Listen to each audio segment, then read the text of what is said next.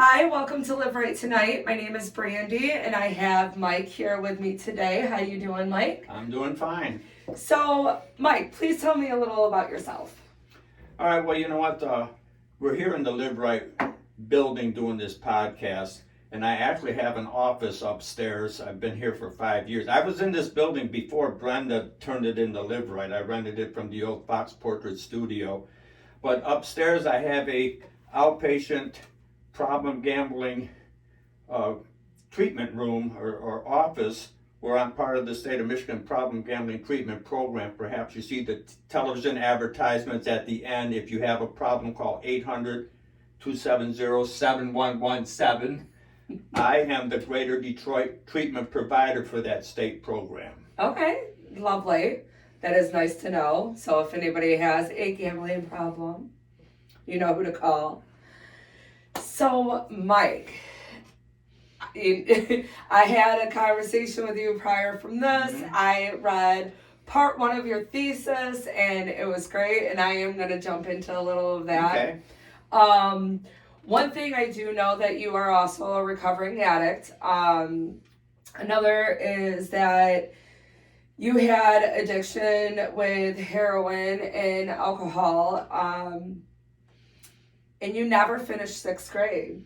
You went Right. into... Sounds terrible. It does, but throughout all of it, because I've I've read your thesis, and the recovery that you've gone through to get to where you are today, that's the beauty of everything. All right, so if we could back up a little bit, I'm absolutely a recovering drug addict. I'm a recovering alcoholic, but I have another addiction, and that was I got addicted to the streets of Detroit, to a lifestyle, to a way of supporting my habit, ripping and running, scheming and scamming, getting paid, hustling and rustling.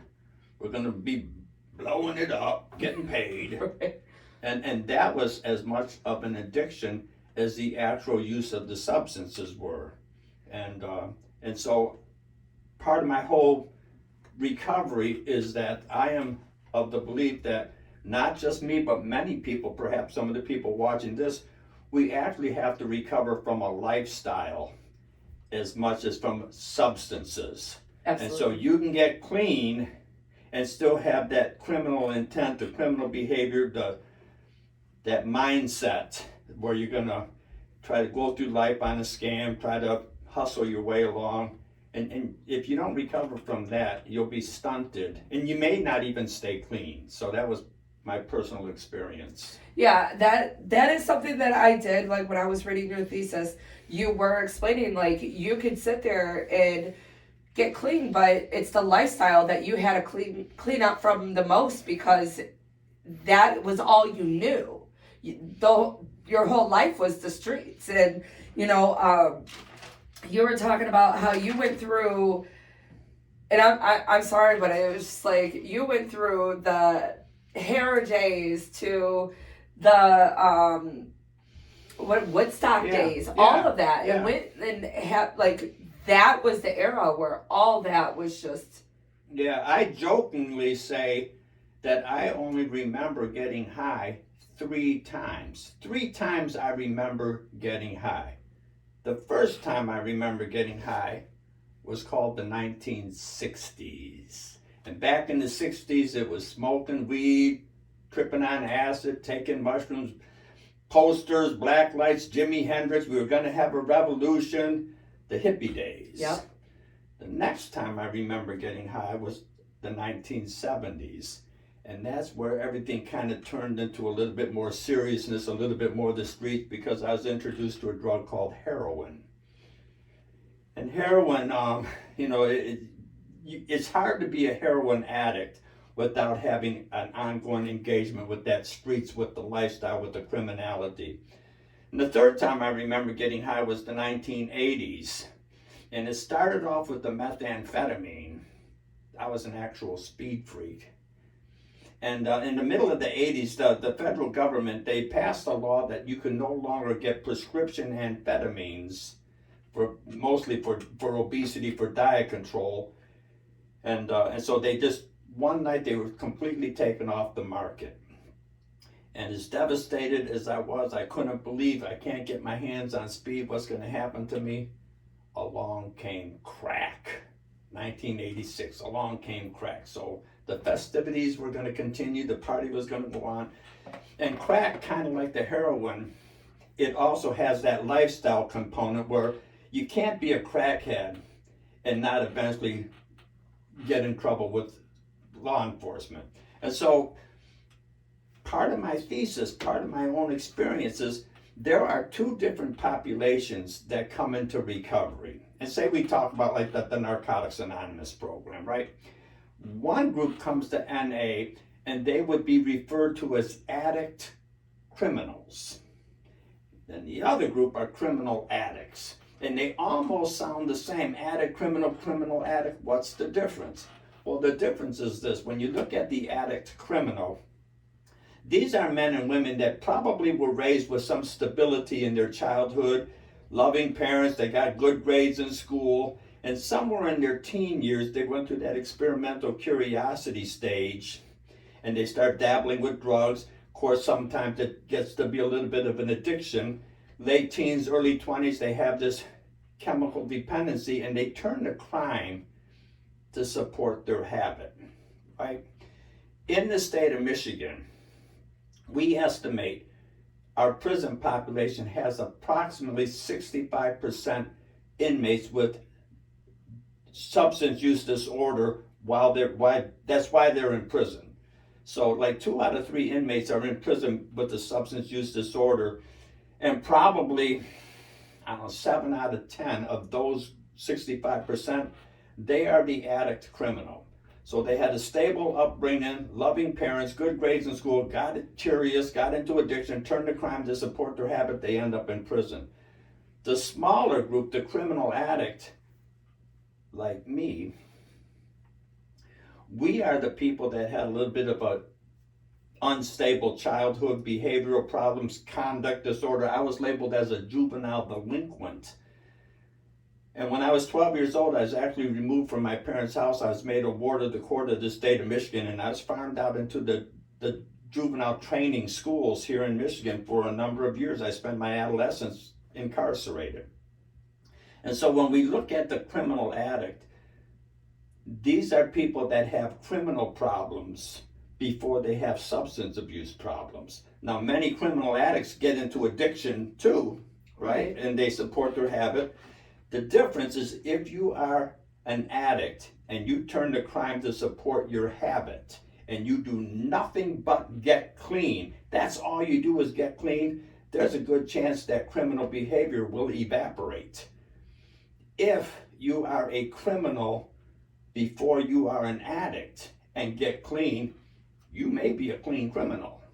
And so when we talk about the career criminals, the long time, it's called an antisocial personality disorder as a mental health diagnosis. To be a true antisocial personality disorder, you must have juvenile delinquency, and then you as you get older, it follows you into your adult life. Most addict criminals don't have that juvenile delinquency component. Their criminality starts in late teens, early 20s, in step with their addiction. And so when I say that I'm recovering from 2 addictions, there's the street side of me and then there's the drug part of me. The general psychology kind of a theory is that if you have an antisocial personality disorder, kind of like a bipolar disorder, a borderline personality disorder, these are personality traits that are chiseled in stone and are unlikely to significantly change over time. So it's almost like once a criminal, always a criminal, if it started in your childhood. And it's been my personal experience that if you have that criminal and substance abuse lifestyle, and you're not gonna rot in prison somewhere, I have what we like to call an awakening of the spirit as a result of working the 12-step program. So I had an awakening of the spirit, and it's not a religious program, obviously, it's a spiritual program. But upon that awakening of the spirit, as a result of applying the 12 steps of Narcotics Anonymous, to my life, I was able to examine that criminal lifestyle for what it was, and it had a stranglehold on me as much, or maybe even more than the actual heroin and the cocaine and all that had on me. Most criminal addicts, like career criminals, they're not going to have an awakening of the spirit. It's just not going to happen. You know, for 20 years here in Macomb County, you know, after I got out of prison and I cleaned up a little bit, I took a GED at age 38, and then I passed it, and I had just a tiny bit of clean time, but I enrolled in college, and we'll talk a little bit more about that as we go on, but it took some years. But eventually, I became a treatment provider for the Michigan Department of Corrections. And so like in the 20-year time that I did substance abuse outpatient treatment, I actually had an office in the state prison on 26 Mile Road. My agency, we seen about 1,000 parolees, probationers a year, times 20. So I seen 20,000 Michigan Department of Corrections, mostly parolee. I did some circuit court, district court probation treatment too, but most of it was the MDOC parole population. And after seeing 20,000 inmates in a 20-year time span, that doesn't make me necessarily an expert, but I've learned a little bit over the years about the different groups of people that have addictions and criminality, who gets clean, who stays clean, who goes back to prison, and all in between. So, and again, I know that you got some other questions, but I don't want to get too far into No, that. you're great.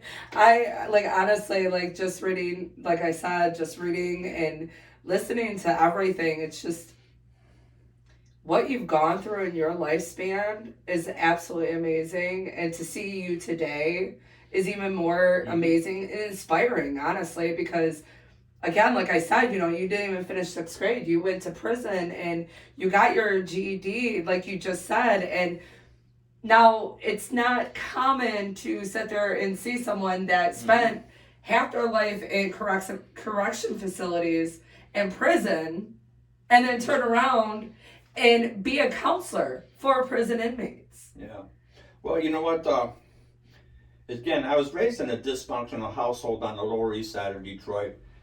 My father, he was an alcoholic. He was a smart man. At one time, he actually taught 11th grade mathematics in the public school system and things like that. But he loved to gamble. He loved to drink. And when I went into, I started having behavioral problems at home.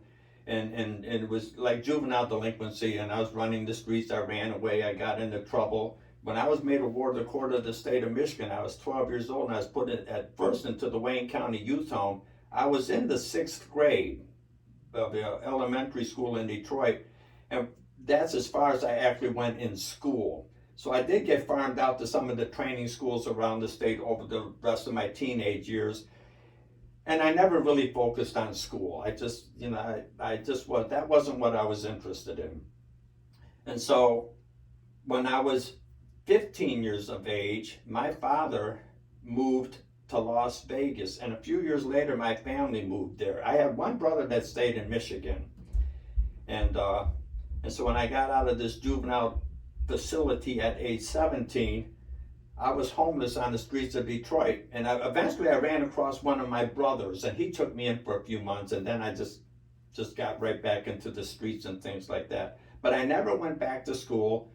I turned to the streets. I turned to mostly drug selling and dealing and things like that, and a lot of different criminal type of behavior, and so one thing led to another. And I was in and out of different correctional facilities, including the state prison, numerous times, and I can't quite remember because it's a little bit of a blur, but I'm thinking somewhere in the mid 80s.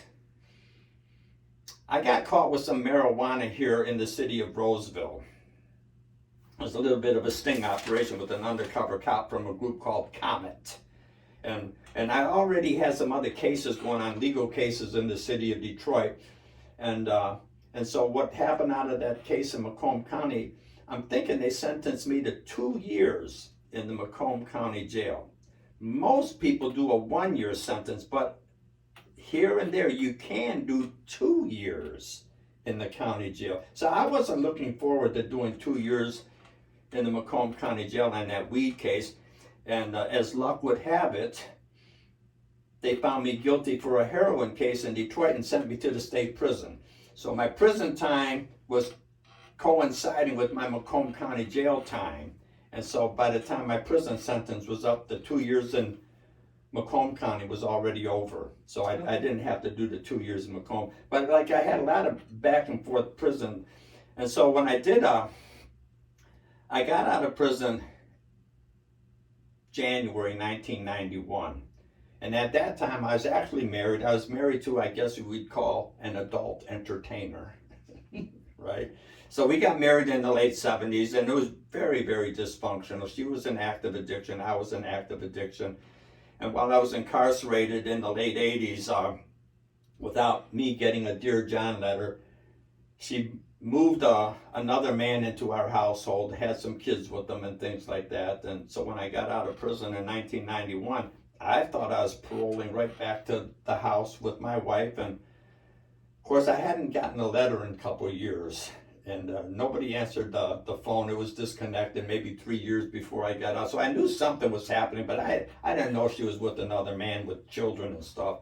So when I did get out of prison, I took a Greyhound bus from Jackson Prison to the city of Detroit. And my first course of action was I had to report to a parole agent. So I get in this guy's office, and I'm just going to kind of like introduce myself. He's going to give me my parole stipulations, what time I got to come back and things like that. And then I was going to get on the East Side Detroit bus and surprise my wife and some friends. Hey, I paroled again. How come no one's been visiting? But the hell with it. Let's get it cranked up. Let's get it blowed up again. Because what I did. Right. I'm in the parole agent's office. And he says, not so fast, Mr. Mooney. We did a home placement check on the address you want to parole to. Yeah, me and my partner went there last week, and your wife is at that dwelling. She's at that house. But she's living there with another man, and they have a child there together, and she's fearful you may get angry, perhaps hostile. So therefore, I'm ordering you to stay the hell away from your wife, stay the hell away from that house. I don't even want you on the east side of Detroit. I just did a number of years in prison.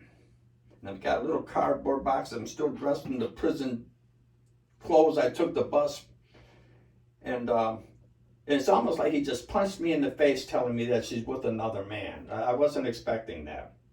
So I asked him what was going to happen. He said, well, I got a bed for you at the Salvation Army. It's like a homeless shelter for parolees. They have one floor. So that's where I was paroling to, just getting out of prison after a number of years, and I'm going to parole to a homeless shelter. And, I had a couple back-to-back dirty urines right off the bat. I get there, and all I'm thinking about is my wife's laid up with this other man. He must know I'm out of prison. He must think, well, I'm some kind of a bitch. He's going to lay up there with my wife, and I'm not going to address that. So now I'm contemplating homicide. I'm going to kill this man, leave him in a bloody dumpster, and I don't even care if they catch me and put me back in prison because, I was 38 years old in this homeless shelter, 2 months before my 39th birthday. 6th grade education. I never worked an honest-to-God job in my life. I never used a social security number. I never had a paycheck. I'm 38 years old in a homeless shelter with no education, no work skills, no vocation, no trade, no training, nothing. And I'm supposed to support myself. So I turned to them chemicals. Chemicals medicate emotional pain. And 2 back-to-back dirty urines later, I'm either going to go back to prison or I'm going to get into something called recovery. Just like that. You're going to get into prison or you get into recovery. I knew what recovery was implying.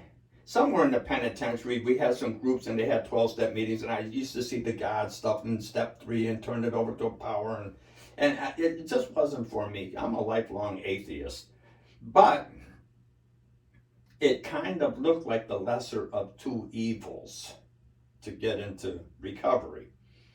And so right then and there, my parole agent, he sentenced me to 90 meetings in 90 days. And I had to do weekly urine tests, one more dirty urine, back I go. And so he sentenced me to do these 90 meetings in 90 days.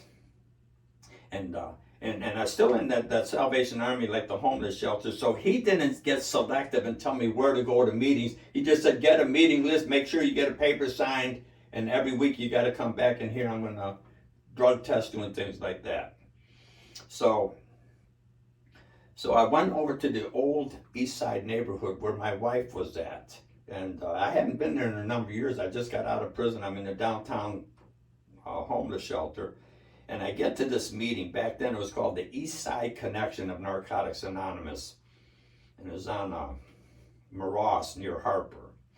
And I get off the bus and I'm looking at this meeting and all these men and women, they're laughing and joking on the sidewalks. They're hugging each other. It looked like they all went to kindergarten on up together. They were so friendly. And they're all going down these mysterious stairs into some church basement. I could see that from the sidewalk.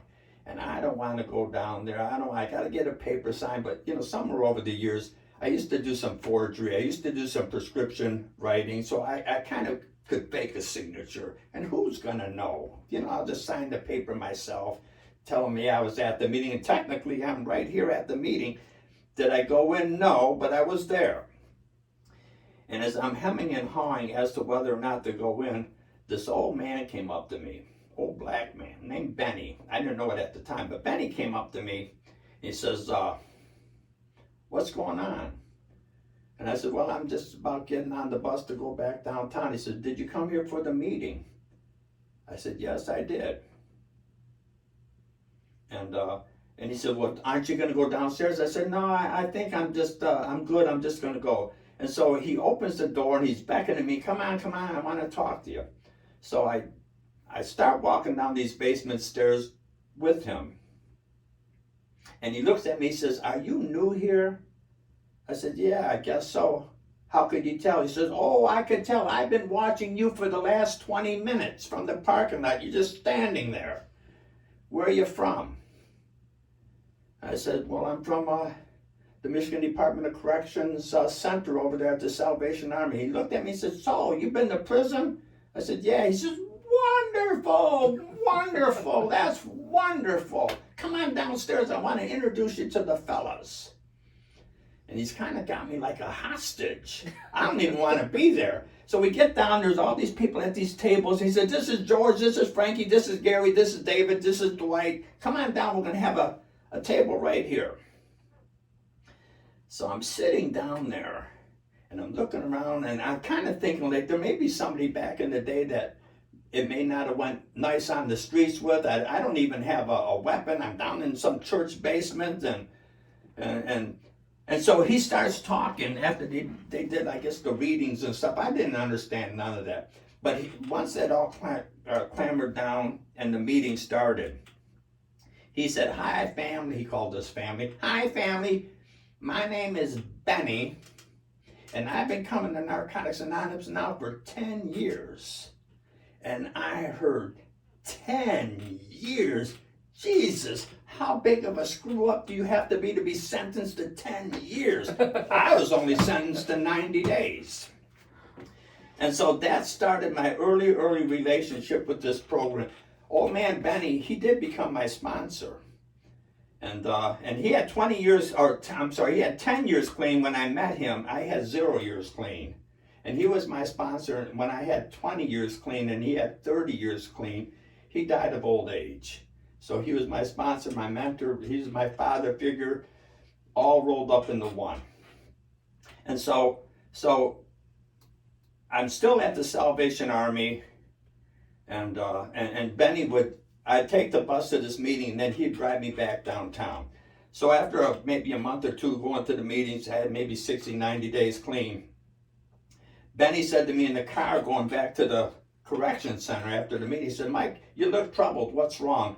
I said, well, Benny, I just turned 39 years old, and I'm in this homeless shelter, and my wife's with another man, and I have no training, I have no skills, no education. I don't know how I'm going to support myself. I'm freaked out. I don't have a car. I don't have a license. I mean, nothing. I'm in a homeless shelter. He said, well, come on, Mike. tell me what it is that you know about life. I said, well, that's just it, Benny. I don't know anything. He said, well, you got to know something. What do you know? I said, well, I know how to sell dope in the city of Detroit, right? He says, okay, so you know the dope game. What else do you know? I said, well, I know a little bit about the penitentiaries, the institutions. Okay, you know the prison game, you know the dope game. What else do you know? I said, well, Benny, that's about it, you know? He said, well, you got a couple months clean, don't you? You're learning the recovery game right now. I said, yeah, I guess I am. So you know the dope game, you know the prison game, you're learning about recovery. Why don't you pull that all together and become a counselor for the parolee population? And he's saying this in the car, taking me back to a homeless shelter. And I'm thinking, why don't I just walk to the goddamn moon? You know, like I'm you know. But he had a little bit of a plan. He had a plan. And so he was telling me that maybe I could start with the GED. I said, oh, Benny, come on, I'm 39 years old now. GED, that's something you do in your late teens, maybe early 20s, but you know, I done missed that bus years ago. But he kind of insisted.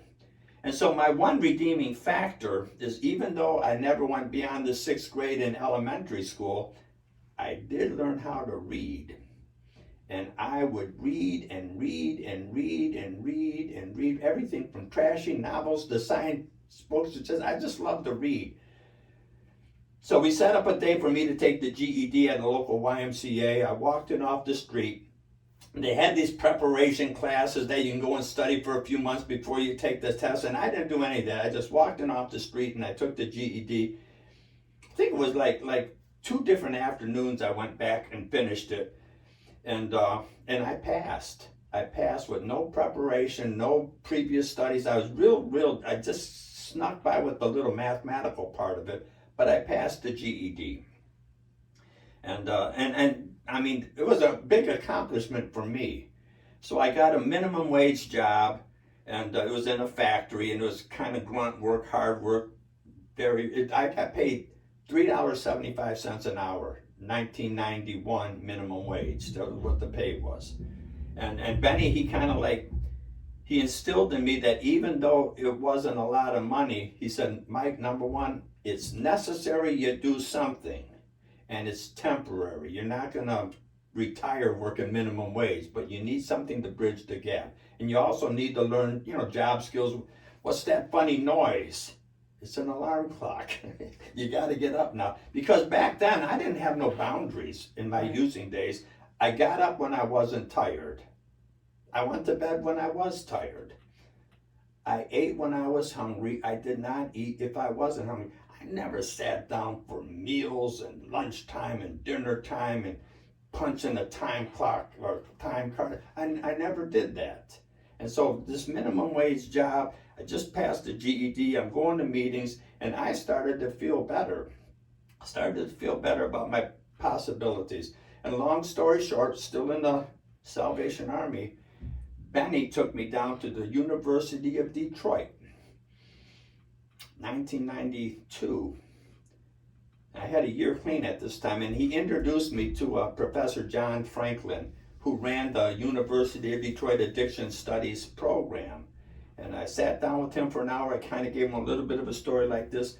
And with that GED, he accepted me into the University of Detroit. I went to the Michigan Rehabilitation Services, and I was eligible for a Pell Grant and some other funding and buy me school books and stuff.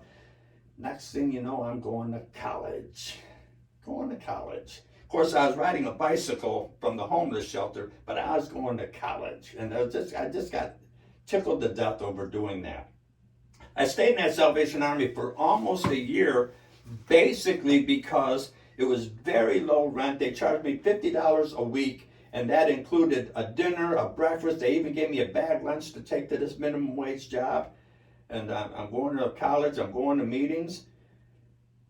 Eventually, I divorced the woman that left me for the other man. I never did kick in the doors with the guns blazing. I just walked away from it brokenhearted, but I focused on myself. I got very involved in Narcotics Anonymous. I started going to school part-time because I had to work full-time. So, I don't know, a couple years into my recovery, I met a gal that I did an open talk, and she was at the in the group with us, and we hit it off. We started dating. So I divorced that woman that left me for the other man, and I started dating. I'm going to college, and I moved out of the Salvation Army into a house with a couple other recovering people. Eventually, I got off of parole in 1993. January 1st, 1993, I got off of parole. And there was a guy in the local Narcotics Anonymous recovering community that got cleaned up some years before, but way back 10, 15 years, he used to be one of my customers. And so I went to prison, he got clean, he opened up a treatment program, and so I get out of prison, and he's kind of watching me long distance. So we had some history together, and the day I got off of parole, I had a couple years clean at that time, he offered me a job as an apprentice counselor at his treatment program that had a contract with the Michigan Department of Corrections. So just as Benny said a few years ago, put it all together, I became a counselor for the parole population here in Macomb County. And I continued to go to school. Eventually I became the corporate manager of that program. And 10 years later, I got my master's degree. It took me 10 years to get a master's degree from a GED because I could only go to school part-time. But the month I got my master's degree, I quit my job as a corporate manager. My girlfriend and I, or now she's my wife, we pulled a few dollars together, and on a wing and a prayer, I opened up Choices Counseling Center. And it was actually in the building right next door to here. I was next door here for 20 years before we came here. 15 years before I came here 5 years ago. And then I got contracts with the Michigan Department of Corrections. One of the things I'm kind of proud of is that when I got my master's degree and opened up Choices Counseling, I applied for a contract with the Michigan Department of Corrections. And so there was other people that came out of institutions that would work at, say, like Harbor Light, or work at another agency, Eastwood Clinic, and that clinic would have a contract with corrections. But I was the very first recovering convict that actually signed the contract with my name, my agency, first time in MDOC history that they had a convict like me become a partner with the state. That was in 2002. 1 year later, 2003, the state of Michigan were looking to change up the way prison, institution, supervision all came together. And so Michigan decided to have 8 counties, 8 Michigan, there's over 80, maybe 88 counties in Michigan, but 8 counties were going to be a pilot program for them, what was called the Michigan Prisoner Reentry Initiative, MPRI. And wonder of wonders, Macomb County, me personally, was selected to be one of those 8. So in 2003, we started to retool corrections. The goal was to have less institutionalization and more community supervision. And so we started designing treatment programs for the institutions where you can get into treatment there and come home rather than just lay around year after year. And of course, if you were a violent criminal, you're not coming home. But for many, many, many people, starting in 2003, and then it expanded statewide. But there was a time that we would tour the prisons, me and the parole agents and the parole board and people from the governor's office, and we'd get to the prison, right? And we're all wearing suits and ties. And because you have to give them your ID to go into a prison, they would flag me as an ex-con. And so as everybody's going to go into the prison, we have to wait because they're going to strip search me. Because I'm an ex-felon, they have to strip search me before I can go on their property. It's a little bit of an embarrassment, but you know what happened? Back then, it was Deputy Patricia Caruso, the director of the Michigan Department of Corrections. She had a meeting with then Governor Granholm, and they wrote a piece of paper allowing me to go on prison property without being strip searched when I represented the MPRI. So these were big breakthroughs, like for an ex-con to get involved with redoing the prison system, contracting with the state. Now I did that state work for about 15 years. And right around 2015 or so, I came down with liver cancer. And, that was from hepatitis C, what I got probably 50 years before that. And I went to a lot of the treatments, back then there's interferon, a lot of treatments. You see the commercials, Harvoni and all that. I failed everything. Every treatment they had, I was a non-responder. So eventually the cancer got worse and worse, and I backed away from the corrections. I backed away from the treatment program. I had an office on 18 Mile and Mound, an office right here next door. I had an office at the state prison on 26 Mile Road, but I closed it all down. I let my staff go. I was going to take an early retirement.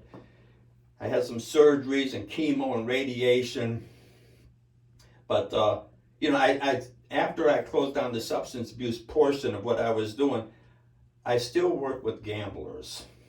And so the big piece of it, like my father moved my family to Las Vegas years and years ago.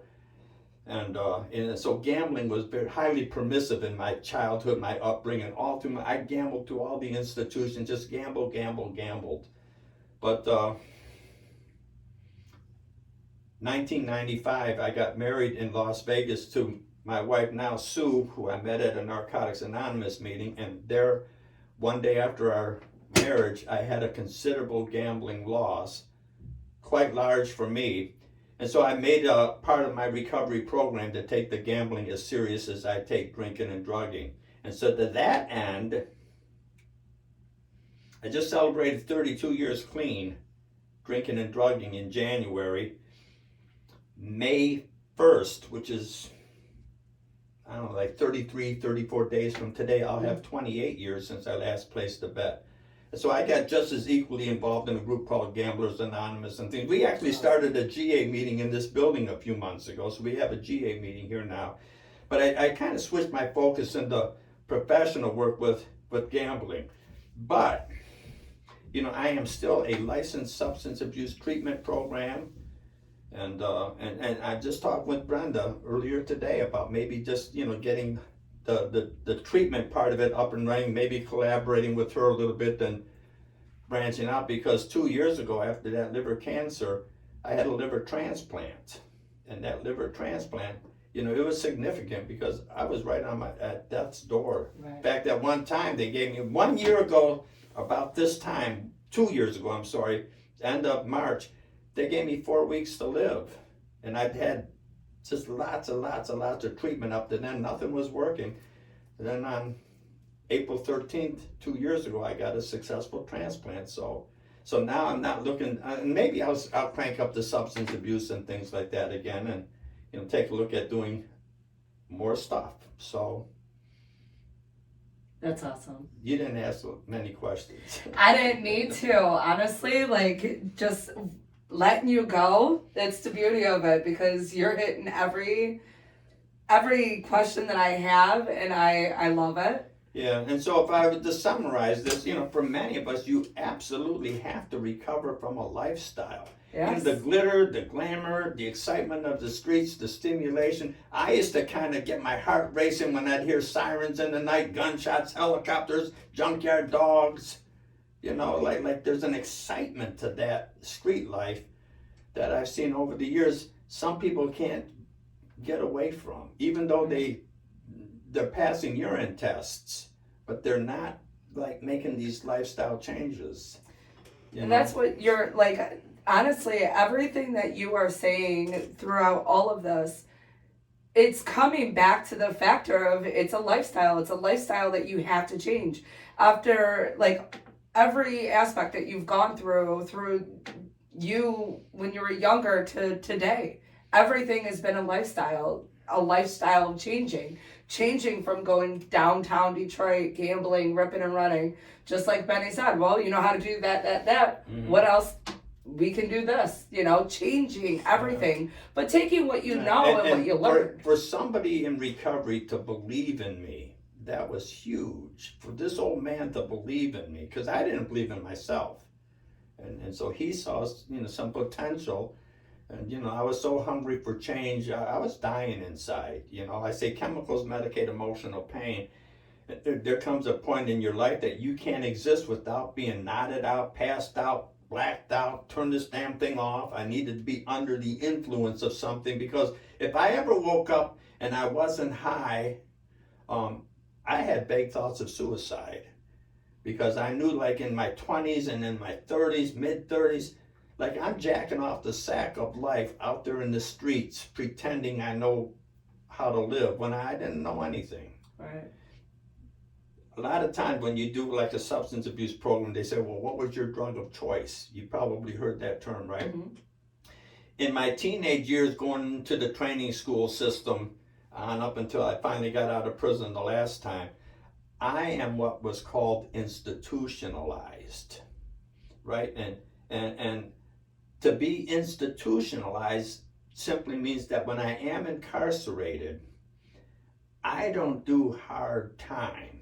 I get in there, the weeks turn into months, the months turn into seasons. I got lots of people. I grew up in the institutions all my life. I'm like back at home. I have no real problems with other inmates, no problems with the guards, no problems with, I'm like a model inmate. But then when I'd come home, within a few weeks, it'd all fall apart. You know, and I wasn't a good citizen, but a model inmate.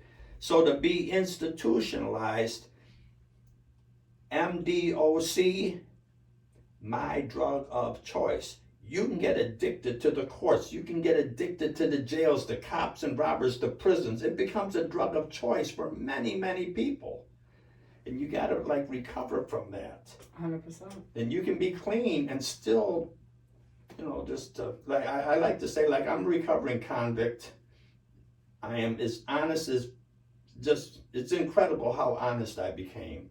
Even with things like my taxes and stuff like that, like recovery comes down to one simple concept for me. How are you going to act when nobody's looking? Right. And when nobody's looking, I'm doing the right thing. I do the right thing. So, you know, I'm just blessed to have these opportunities. I like the person I developed into. I like being dependable, accountable. I like being reliable. I really believe I'm a decent husband to my wife. I know I'm a good neighbor to the people that live on my block.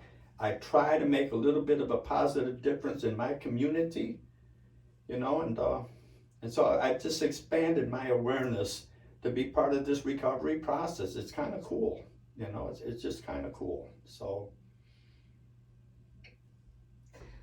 Mike, honestly, I want to say thank you. I want to say thank you for talking with me, telling me and the viewers a little bit about yourself. The history of all of it. Like I said, if you have more of your thesis, I would love to have it, because honestly, it's inspiring, because, you know, you sit there and you talk about Benny. Well, to listen to you, it's inspiring. Like, you know, and I was telling Brenda, you know, and she's like, what are you doing? I'm like, I'm reading Mike's thesis. And I was like so into it. And to sit there and legit listen, like read, but it wasn't like I was reading. I was like going into it, you know? It's like you're visualizing everything. And to sit there and go through everything that you went through and then be where you are today, it's inspiring, because it also shows me like I can do better. When I was in my master's program in 2002, and you know, I wrote a master's thesis for clinical psychology, I'm the only one in the school's history that my thesis starts off with smash, crash, open up, it's the police. Yes. That's how my thesis started. So, that it did. Yeah. And I kept reading it, I'm like, because that was brought up by the student body, you know, in school. Oh my God, did you see Mr. Mooney's thing? It was a little bit different from what the average psychology major was writing about. Yes, no, I read that a couple times. I was like, okay, this is gonna be interesting. And honestly, and the whole thing was interesting, you know, just to go back and everything that you said, it was just like you brought me into each time frame that you were going, like that you spoke in, you know, the hippie days, Woodstock days. When you first was like, oh my gosh, I actually went to get a license with my name on it without 5 or 6 different aliases, you know. It was just like it was liberating just to actually sit there and see someone that's gone through all that, because just with your story, just speaking with it without me even reading your thesis, you know, I hope that somebody is grabbing onto this and be like, wow, this man, he went through all that, like, and he's still breathing, you know, he's sitting here talking, and that's inspiring to sit there and go from all that, from not having, you know, just ending at a 6th grade education, out of whatever, and then turning around.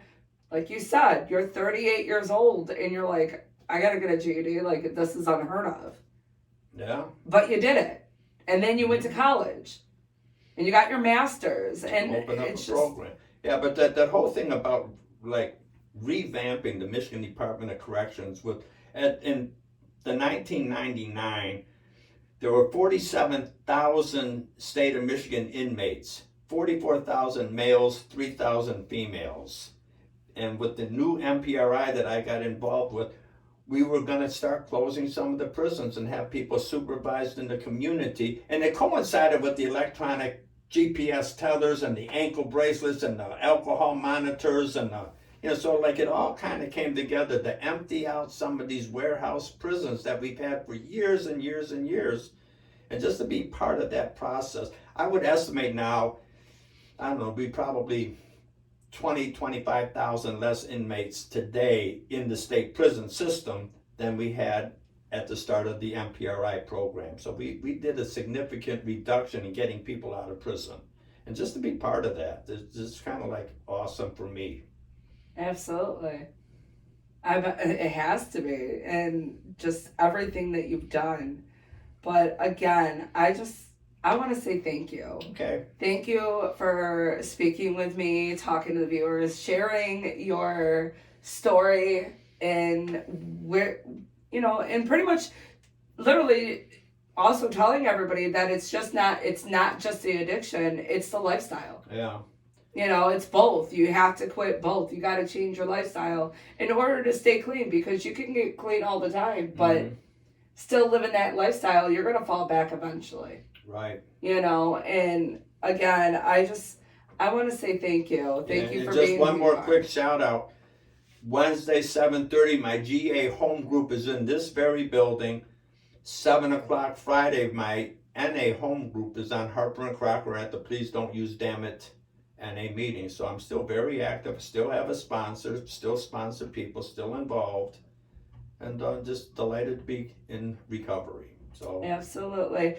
And don't forget, Tuesdays you also do your Gambling Anonymous as well here in-house. So if anybody, 800-270-7117 is the state number, or you can contact me directly. Yes, Mike Mooney. And again, thank you so much for your time. All right, thank you. I had fun doing it. I'm glad. Okay. Thank you all, and have a blessed day.